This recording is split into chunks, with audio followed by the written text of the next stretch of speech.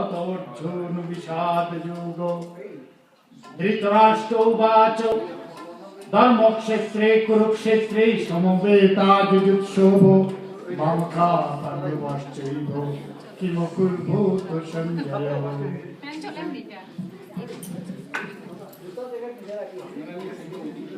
গীতার প্রথম অধ্যায়ের প্রথম শ্লোকই পুরো ধর্মের কথা এক শ্লোকের মধ্যে বলে দিয়েছে। কে বলেছেন? ধৃতরাষ্ট্র।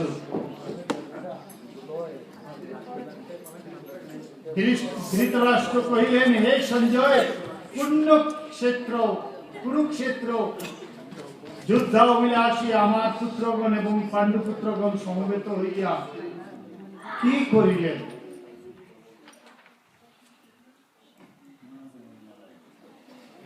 আমি এটা হিন্দু মিশনে বলেছিলাম, আজকে আবার বলছি এই কথাগুলো। এইখানের মধ্যে লেখা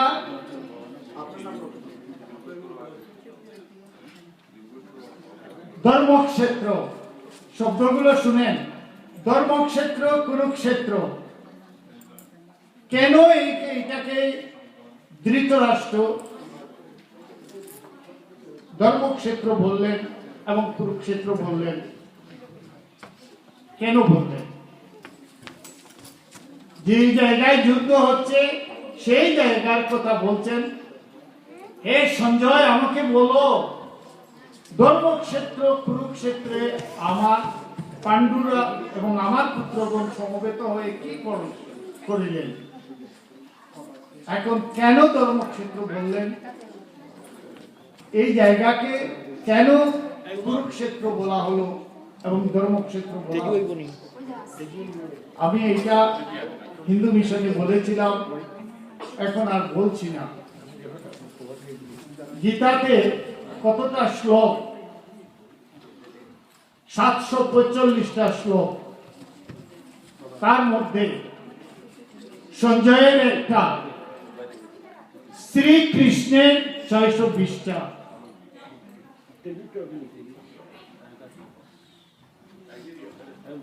অর্জুনের 66টা, আর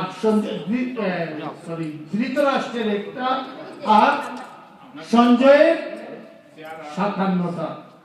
এই 745টা শ্লোক গীতার মধ্যে। কিন্তু পুরো গীতার কথাটাই বলে দিয়েছেন এই ধর্মক্ষেত্রে কুরুক্ষেত্রে সমবেতা যুযুৎসব মামকা পাণ্ডবাশ্চৈব কিম কুর্বত সঞ্জয়। এইটার মধ্যে পুরো ধর্মের কথা বলে দিলেন। কেন এটাকে ধর্মক্ষেত্র বলা হলো এবং কেন কুরুক্ষেত্র বলা হলো? আমি কি বলবো এটা আপনাদের জানার জন্য? শুনেন।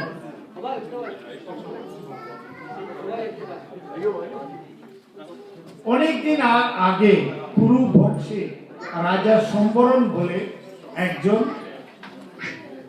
খুবই ধার্মিক রাজা ছিলেন। রাজাদের তখনের যুগে রাজাদের একটা শখ ছিল মৃগয়াতে যাওয়া। রাজা সম্বরণ এইরকম রাজকার্য ছেড়ে যখন একটু সময় পেতেন তখন উনি মৃগয়াতে যেতেন। একদিন একটা মৃগ, যে মৃগকে উনি ধনুষ মারলেন, সেই মৃগের পিছনে পিছনে গেলেন, যেতে লাগলেন।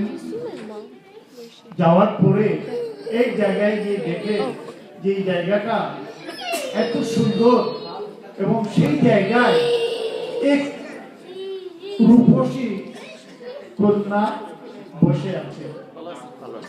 ওনাকে দেখে উনি একদম খুবই অভিভূত হয়ে গেলেন। বললেন, হে কন্যা, তুমি কে? তোমার পরিচয় আমাকে দাও।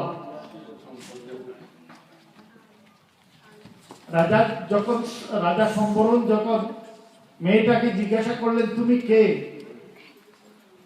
তখন সে উপরে যেতে লাগলো। উপরে চলে যাচ্ছে, বলল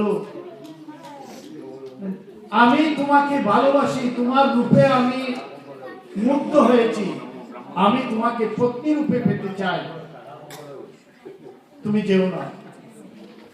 না, সে চলে যাচ্ছে। যখন অর্ধেক পথ দিয়েছে তখন বলছেন যে বলে আর যদি তুমি উপরে যাও তাহলে আমি আমার হৃৎপিণ্ড খুলে তোমাকে মারবো, তুমি আর যেতে পারবে না। তখন সে দাঁড়িয়ে গেছে, বললো আমার নাম তপতি, আমি সূর্যকন্যা, আর তুমি যদি আমাকে পত্নী রূপে পেতে চাও তাহলে তুমি আমার পিতাকে সন্তুষ্ট করো। আমি আমার পিতার আজ্ঞা বলি, আমি ওনার কথা